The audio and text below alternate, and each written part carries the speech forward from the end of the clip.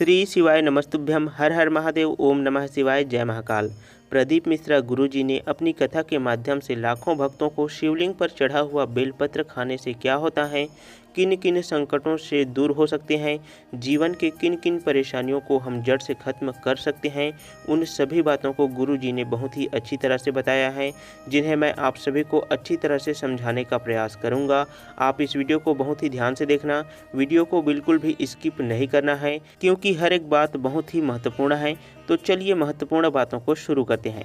यदि आपके जीवन में किसी भी प्रकार की कोई समस्या चल रहा है, पैसे की बहुत ज़्यादा कमी है, नौकरी नहीं लग पा रहा है, आप बहुत ज़्यादा प्रयास कर रहे हैं नौकरी पाने के लिए, आप बहुत अच्छी खासी मेहनत भी कर रहे हैं, फिर भी आपका नौकरी नहीं लग पा रहा है, आप अपने जीवन में बीमारियों से बहुत ही ज़्यादा ग्रसित हैं, बचपन से ही बीमारियां आपका पीछा नहीं छोड़ रहा है, या आपके बच्चों की शादी नहीं हो रहा है, आपके घर की बेटियों की शादी नहीं हो रहा है, किसी भी प्रकार का कोई भी समस्या हो, आज के इस वीडियो में हम आपके समस्त समस्याओं के निवारण के बारे में बात करेंगे। अपने जीवन के 5 से 10 मिनट आप इस वीडियो को जरूर देखें। आपकी बहुत सी समस्याओं को जड़ से खत्म करने का अचूक उपाय इसी वीडियो में आपको मिलेगा। तो वीडियो को बिल्कुल भी आपको स्किप नहीं करना है, ध्यान से देखना है, हर एक बात को अच्छी तरह से समझना है। आप सभी ने देखा होगा कि भगवान भोलेनाथ की शिवलिंग पर बेलपत्र को चढ़ाया जाता है। जितने भी भगवान भोलेनाथ जी के भक्त हैं, वहाँ भगवान भोलेनाथ जी को खुश करने के लिए बेलपत्र चढ़ाते हैं। और यदि वास्तव में जब वहाँ बेलपत्र शिवलिंग पर चढ़ जाता है, तब वहाँ बेलपत्र नहीं रह जाता है, उसके अंदर भगवान भोलेनाथ की अपार शक्तियाँ समाहित हो जाती हैं। वहाँ भगवान भोलेनाथ का प्रसाद बन जाता है। यहाँ तक कि हमारे धर्मशास्त्रों में एवं शिव महापुराण में यह भी कहा गया है कि शिवलिंग पर चढ़ा हुआ बेलपत्र 6 महीने तक अपवित्र नहीं होता, यानी कि उसे बासी नहीं माना जाता। यदि आप भगवान भोलेनाथ को सच्चे दिल से मानते हैं, उनकी पूजा पाठ करते हैं और आपके आसपास में बेलपत्र का पेड़ नहीं है, तो आप कहीं से भी, बहुत दूर से भी हैं, तो आप कहीं से भी बेलपत्र को लाएं और आप उसे भगवान भोलेनाथ जी को धो करके अर्पित कर सकते हैं। भगवान भोलेनाथ के शिवलिंग में आप अर्पित कर सकते हैं, क्योंकि आप सभी लोगों को पता होगा कि भगवान भोलेनाथ के मंदिर जगह जगह पर हैं, जगह जगह पर शिवलिंग भी स्थापित हैं, लेकिन जगह जगह पर बेल का पेड़ मौजूद नहीं है, बेल का पेड़ होता ही नहीं है। कई जगह में आपने देखा होगा कि बेल का पेड़ तो उगता ही नहीं है। तो ऐसी जगह में भगवान भोलेनाथ जी का पूजा करते हैं, आप ऐसी जगह में रहते हैं जहां बेल का पेड़ मौजूद ही नहीं है, तो आप कहीं से भी बेलपत्र को तोड़ करके ला लीजिए और 6 महीने तक आप उसे भगवान भोलेनाथ जी के शिवलिंग पर अर्पित करके भगवान भोलेनाथ जी को प्रसन्न कर सकते हैं, भगवान भोलेनाथ जी की पूजा कर सकते हैं। कई लोग क्या करते हैं, बेलपत्र नहीं होने के कारण वे लोग बेलपत्र के चूर्ण को भगवान भोलेनाथ जी को अर्पित करते हैं। लेकिन आप सभी के मन में यह प्रश्न जरूर आ रहा होगा कि बेलपत्र को भगवान भोलेनाथ जी पर क्यों चढ़ाया जाता है। तो इसके पीछे भी बहुत बड़ी पौराणिक कथा है। तो कथा के अनुसार जब समुद्र मंथन हुआ था, उस समय समुद्र मंथन के दौरान अमृत के साथ साथ बहुत ही महत्वपूर्ण चीज़ समुद्र मंथन से निकला हुआ था, जिसमें से विष भी निकला हुआ था, और यह विष बहुत ही प्राणघातक विष था और पूरे सृष्टि में यह विष फैलने लगा था। पूरे सृष्टि को विष से बचाने के लिए भगवान भोलेनाथ शिव शंकर जी ने इस प्राणघातक विष को अपने कंठ में धारण कर लिया, और इसीलिए इस दिन से भगवान भोलेनाथ जी को नीलकंठ के नाम से जाना जाता है। लेकिन वह विष इतना ज़्यादा प्राणघातक था कि उसके गंध मात्रा से ही सृष्टि के मनुष्य खत्म हो सकते थे। भगवान भोलेनाथ जी ने अपने कंठ में तो धारण कर लिया उस विष को, लेकिन भगवान भोलेनाथ के शरीर का ताप बढ़ने लगा और उनका शरीर धीरे धीरे नीला पड़ने लगा, जिसकी वजह से आसपास का वातावरण जलने लगा। और वहां पर स्थित सभी देवी देवताओं ने अपने प्राचीन वेद सलाहकारों से सलाह लिया कि इस प्राणघातक विष से भगवान भोलेनाथ जी को कैसे बचाया जाए। तो उस समय प्राचीन वेद सलाहकारों ने सलाह दिया कि भगवान भोलेनाथ जी को बेलपत्र का सेवन कराइए और जल से स्नान कराइए। इसके बाद भगवान भोलेनाथ जी के शरीर में जो भी उत्पन्न गर्मी थी, वहाँ पूरी तरह से शांत हो गया। तभी से भगवान भोलेनाथ जी को बेलपत्र चढ़ाने की परंपरा बन गया है, क्योंकि आज भी भगवान भोलेनाथ जी ने उसी विष को धारण किए हुए हैं और इस समस्त विश्व को बचा रहे हैं। तो जितने भी भगवान भोलेनाथ जी के भक्त हैं, वह बेलपत्र को भगवान भोलेनाथ जी को जैसे ही अर्पित करते हैं, तो भगवान भोलेनाथ जी को शीतलता मिलता है। इसी कारण से भगवान भोलेनाथ जी को बेलपत्र अर्पित किए जाते हैं। शिवलिंग पर बेलपत्र अर्पित करने के बाद हमें जल जरूर चढ़ाना चाहिए। इससे भगवान भोलेनाथ जी को शीतलता मिलता है, जिससे वहाँ हमसे प्रसन्न रहते हैं। हमेशा आपको बेलपत्र चढ़ाते समय इस बात का ध्यान रखना चाहिए कि 3 पत्ती वाली बेलपत्र ही हमें शिवलिंग पर चढ़ानी चाहिए और बेलपत्र का जो चिकना वाला भाग होता है उस भाग को शिवलिंग पर स्पर्श होना चाहिए। इस तरह से ही बेलपत्र को हमें भगवान भोलेनाथ जी को चढ़ाना चाहिए, अर्पित करना चाहिए। भगवान भोलेनाथ जी को बेलपत्र चढ़ाते समय हमें इस बात का भी ध्यान रखना है कि बेलपत्र कहीं से भी खंडित ना हो। खंडित बेलपत्र को कभी भी नहीं चढ़ाना चाहिए। इसके पीछे भी एक पौराणिक कथा है जिसे मैं आप सभी को सुनाने जा रहा हूँ। आप इस वीडियो को ध्यान से सुने, पूरा ध्यान से, कहीं से भी इधर उधर नहीं होना चाहिए, क्योंकि आप भगवान भोलेनाथ जी के भक्त हैं तो आपको उनके बारे में इन सभी बातों को जानना बहुत ही आवश्यक है। तो कटे फटे बेलपत्र को हमें भगवान भोलेनाथ जी के ऊपर नहीं चढ़ाना है, क्योंकि जब भगवान भोलेनाथ जी ने अपने छोटे बेटे गणेश जी का सर खंडित किया था तभी से ही भगवान भोलेनाथ जी को कोई भी खंडित चावल, बेलपत्र, कुछ भी खंडित चीज भगवान भोलेनाथ जी को नहीं चढ़ाया जाता है। उस समय से यह विधान बन गया है और उनके जितने भी भक्त हैं उनको यह तो पता ही होगा कि बेलपत्र कहीं से भी कटा फटा नहीं होना चाहिए या चावल कहीं से भी टूटा फूटा या खंडित नहीं होना चाहिए। बिल्कुल भी खंडित चावल या बेलपत्र नहीं चढ़ाया जाता है। अब बात करते हैं हम भगवान भोलेनाथ जी को प्रतिदिन बेलपत्र अर्पित करते हैं या भगवान भोलेनाथ जी की शिवलिंग पर बेलपत्र चढ़ाते हैं तो इससे आपकी सभी प्रकार की समस्या कैसे दूर हो जाएगी। भगवान भोलेनाथ जी के भक्तों को कभी भी कोई भी प्रकार की समस्या नहीं रहेगा।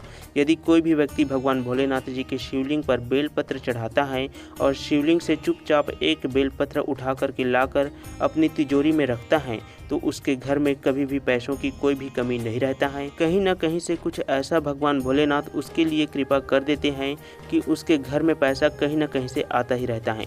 देखिए, आप इस वीडियो को बिल्कुल भी ध्यान से सुने, बिल्कुल भी स्किप करके ना देखें, क्योंकि यहाँ पर आपको बेलपत्र से जुड़े हर एक बात, हर एक जानकारी हम आपको अच्छी तरह से बताने का प्रयास करेंगे और अच्छी तरह से बताएंगे।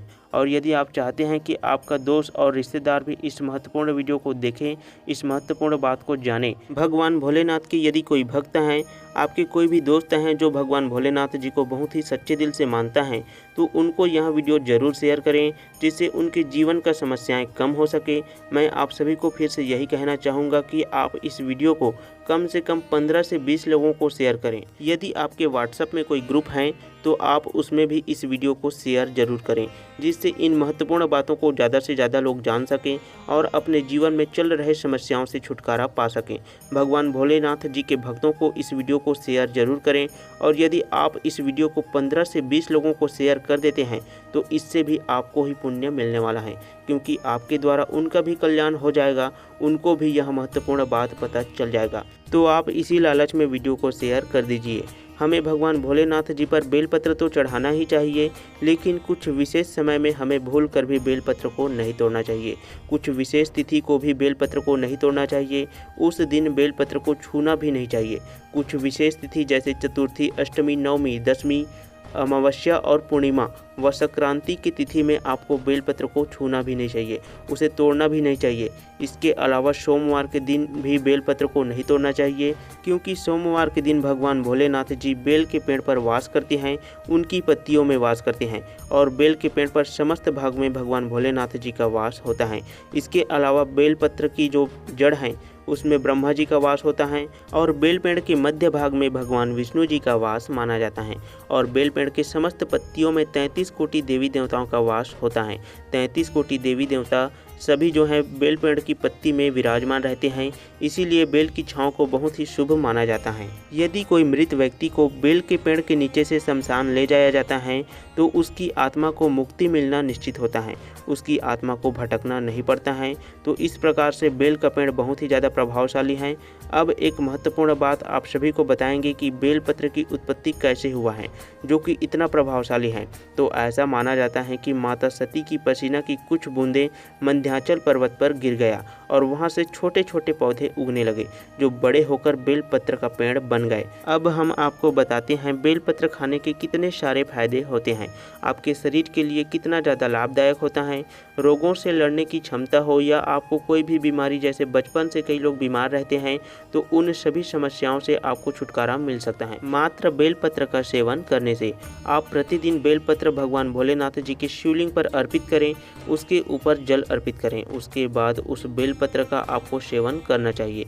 इससे आपके असाध्य बीमारी, वात दोष, कफ दोष, पित्त दोष इन्हीं सब दोषों के कारण कई प्रकार की समस्याएं हमारे शरीर पर आते हैं। तो बेलपत्र की सेवन करने मात्र से सभी दोष जो हैं वो दूर हो जाते हैं। आपके जीवन में चल रहे परेशानी, बचपन से चली आ रही बीमारी सभी दूर हो जाएंगे। आपने देखा होगा कई लोग जो मांस मछली खाते हैं, गुटखा, तंबाकू, सिगरेट, बीड़ी, धूम्रपान, कई प्रकार के नशा में लिप्त रहते हैं और उन्हें एक समय के बाद ऐसा लगता है कि हम सचमुच बहुत ही गलत कर रहे थे और उन्हें पछतावा होने लगता है। परंतु जब उन्होंने ऐसा पाप कर लिया है तब उसे कैसे खत्म कर सकते हैं। तो इसके लिए आप भगवान भोलेनाथ जी को प्रतिदिन बेलपत्र अर्पित करें, जल अर्पित करें और प्रतिदिन बेलपत्र का सेवन करने से आपके शरीर में जो तामसिक प्रभाव होते हैं वह सब दूर हो जाएंगे। यदि आप नित्य बेलपत्र का सेवन करते हैं तो आपके शरीर में जितने भी तामसिक प्रभाव हैं, तामसिक गुण हैं, वह सब नष्ट हो जाता है। बेलपत्र खाने से आपके भाग्य पर भी बहुत ही गहरा प्रभाव पड़ता है। आपके भाग्य में अगर नकारात्मकता है तो वह सब दूर हो जाएंगे। आपके भाग्य को बलवान बनाता है बेलपत्र का सेवन करने से।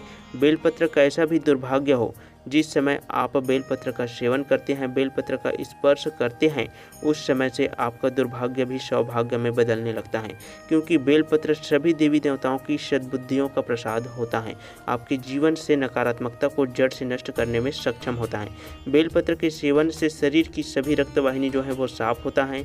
कई बार आप बहुत ज़्यादा मेहनत करते हैं, फिर भी आपको जो मिलना चाहिए, जिसके लिए आप मेहनत करते हो, वह आपको नहीं मिलता है और आप देखते हैं कि आपके साथ ही कोई और व्यक्ति जो मेहनत कर रहा होता है उसे आसानी से उतना ज़्यादा मेहनत नहीं कर रहा होता है जितना आप कर रहे होते हैं, फिर भी उसको वह चीज़ आसानी से मिल जाता है। तो इसके लिए भी आप बेलपत्र को शिवलिंग के ऊपर अर्पित कीजिए और भगवान भोलेनाथ जी को जल अर्पित करें, क्योंकि यह दोनों चीज़ ऐसा है जो आपके जीवन से हर समस्याओं को दूर कर सकता है।